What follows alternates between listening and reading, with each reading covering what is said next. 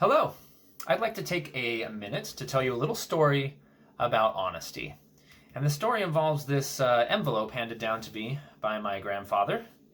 And it contains these old cards that he used to use to, for lack of better words, swindle people out of little bits of change here and there, get some extra money on the side. And I'll show you exactly how he would always do that. What he would do is he'd get set up sort of like this at a county fair and the like, and he would show people the 7 cards that he had in his hand. 1, 2, 3 black cards on the bottom. The King of Diamonds here, which he called the money card, in the middle. And then 1, 2, 3 more black cards on top, sort of sandwiching that money card there in the middle of the pack. So one day, really the idea of this was he would put a few cards down on the table, making a group on the table and a group in his hand, and he would have them wager their money on which group the money card was in. So, one day, an old foreign lady appeared. She was really small and bony and only spoke in broken English, but she wanted to play and placed a coin on the table he'd never seen before, sort of this mysterious old symbol, some strange writing on the back. He wasn't really sure what sort of currency that was, but being the collector that he was, he decided this would do and allowed her to play the game.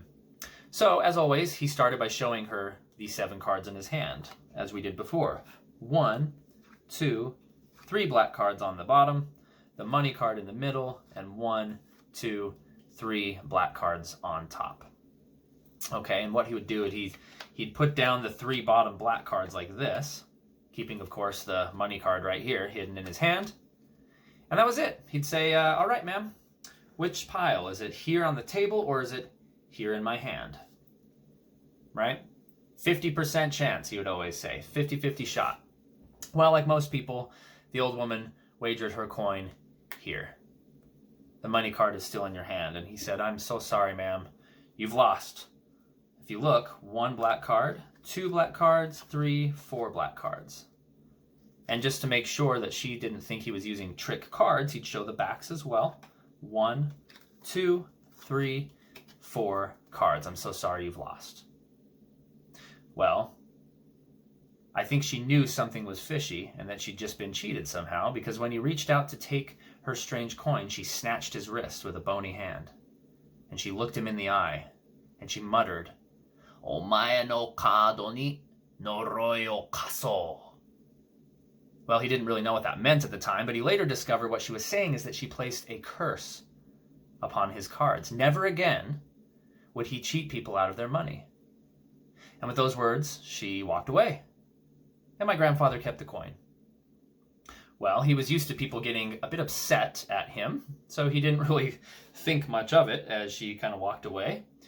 And, he packed up his routine and went home. But the next day, as he set up for his routine again, something happened with the very first customer that he got that day that had never happened before. He lost. He lost his little game.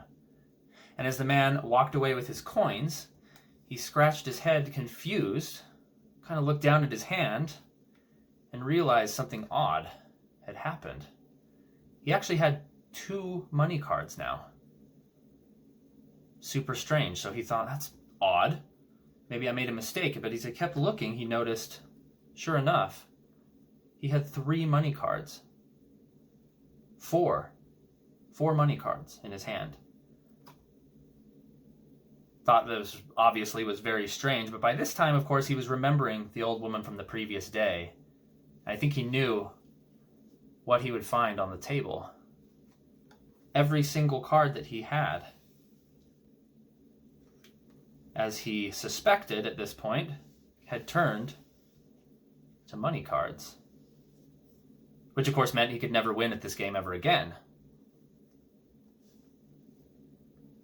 So, what he did is he packed up the cards, wrapped them up in this old paper, kept the coin with them, never played the game again, and he was known from that day forward to say the phrase that it pays to be honest.